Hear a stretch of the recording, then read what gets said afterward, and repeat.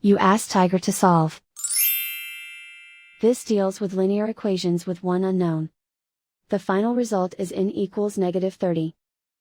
Let's solve it step by step. Simplify the expression. Simplify the arithmetic.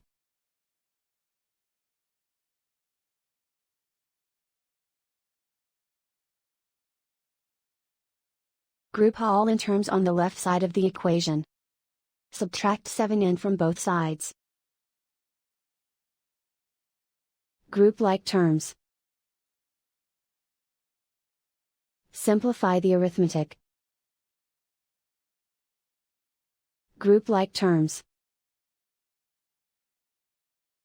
Simplify the arithmetic. Group all constants on the right side of the equation.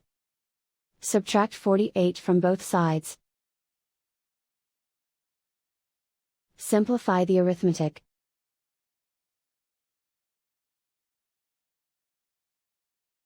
And so the final result is n equals -30.